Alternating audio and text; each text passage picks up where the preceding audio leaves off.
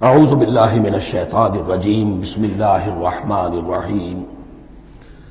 اس سورہ مبارکہ کو الصلاح قرار دیا گیا ایک حدیث میں۔ اس کا جو اسلوب ہے وہ دعا کا ہے، اور دعا کے ساتھ اس کی جو مناسبت ہے، اور پھر اسی کی وجہ سے ہماری نماز کا یہ جزو لا ینفک بنا دیا گیا۔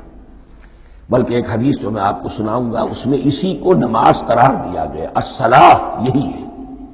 ویسے وہ حدیث مبارک موجود ہے، من لم یقرأ بفاتحۃ الکتاب لا صلاۃ لمن لم یقرأ بفاتحۃ الکتاب، جو شخص سورہ فاتحہ کی تلاوت نہیں کرتا اس کی کوئی نماز نہیں۔ اس کے حوالے سے بھی ہمارے ہاں دو مسلک ہیں، ذکر صرف اس لیے کر رہا ہوں کہ آپ کے علم میں ہو، ان میں کوئی بنیادی فرق نہیں ہے۔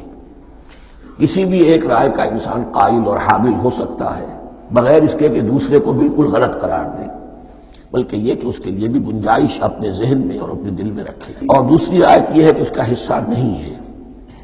اسی اعتبار سے یہ کہ یہ سورہ مبارکہ نماز میں پڑھی جانی ضروری ہے، لا صلاۃ لمن لم یقرأ بفاتحۃ الکتاب۔ البتہ یہ اختلاف ہے، یہ بات جو میں ذکر کر رہا تھا جو ذہن سے نکل گئی، کہ آیا مقتدی جو ہے امام کے پیچھے کھڑا ہو کر جب نماز پڑھ رہا ہو تو کیا اس صورت میں بھی اس کے لیے لازم ہے کہ سورہ فاتحہ پڑھے؟ اس میں دو رائے ہو گئی، بلکہ تین۔ ایک رائے انتہائی ہے اور وہ فقہ حنفی کی طرف منسوب ہے کہ اگر آپ امام کے پیچھے مقتدی کی حیثیت سے نماز پڑھ رہے ہیں تو کسی بھی رکعت میں آپ سورہ فاتحہ نہیں پڑھیں گے۔ ایک دوسری بالکل برعکس رائے ہے، وہ امام شافعی رحمۃ اللہ علیہ کی ہے کہ ہر حالت میں چاہے امام جہری رکعت پڑھا رہا ہو جس میں وہ بلند آواز سے سورہ فاتحہ پڑھ رہا ہو، اور چاہے وہ سری رکعت ہو، ہر حالت میں مقتدی کو بھی پڑھنی ہے۔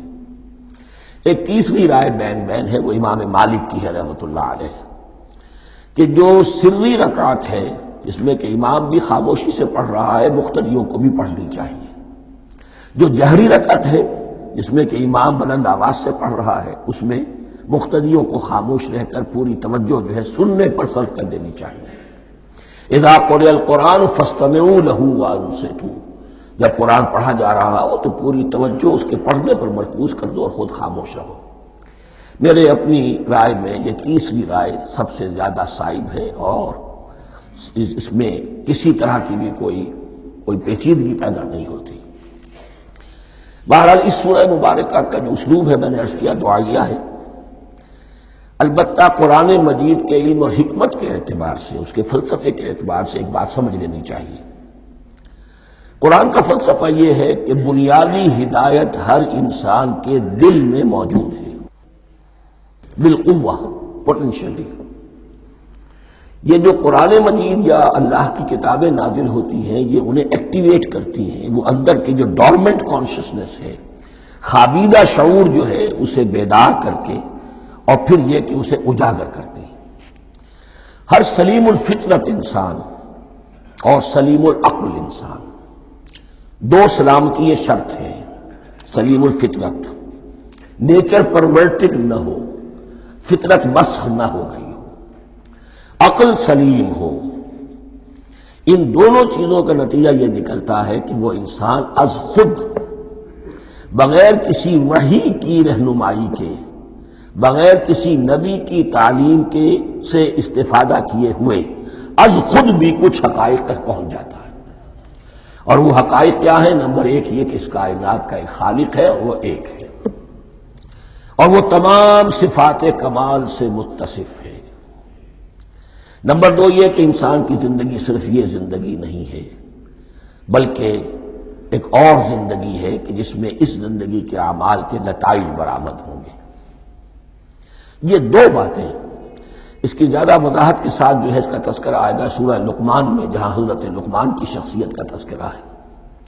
لیکن یہاں صرف یہ بات سمجھ لیجئے کہ قرآن کا فلسفہ یہ ہے کہ ہر انسان میں، ہر فرد نوع بشر میں جو اپنی ولادت کے وقت مسلم ہوتا ہے، حضور کی حدیث ہے کل مولود یولد علی الفطرہ ابواہ یحودانہ او ینصرانہ او یمجسانہ، ہر بچہ نوع انسانی کا فطرت اسلام پر پیدا ہوتا ہے، وہ فطرت کے اندر وہ ہدایت ودیت ہے۔